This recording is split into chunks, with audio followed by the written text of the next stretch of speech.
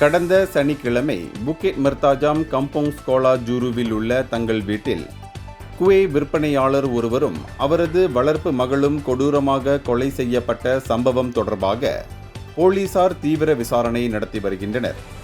இந்த கொலை வழக்கில் 40 வயதுடைய 2 நபர்களுக்கு 7 நாள் விளக்கமறியல் காவல் நீட்டிப்பை புக்கெட் மெர்தாஜாம் போலீசார் பெற்றுள்ளனர். கைது செய்யப்பட்டவர்களில் ஒருவர் வங்காளதேச நாட்டவர் ஆவார். உயிரிழந்த பெண்ணின் கணவர் ஏற்கனவே விசாரணைக்கு தடுத்து வைக்கப்பட்டுள்ள நிலையில் இந்த இருவரும் கைது செய்யப்பட்டுள்ளனர்.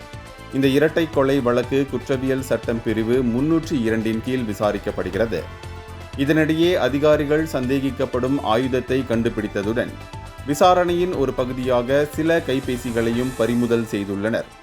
இந்த துயரமான இழப்புக்கு பின்னால் உள்ள உண்மையை முழுமையாக கண்டறியவும் இந்த குற்றத்தில் மேலும் சந்தேக நபர்கள் யாரேனும் சம்பந்தப்பட்டுள்ளார்களா என்பதை கண்டறியவும் அதிகாரிகள் தொடர்ந்து தீவிரமாக செயல்பட்டு வருகின்றனர்.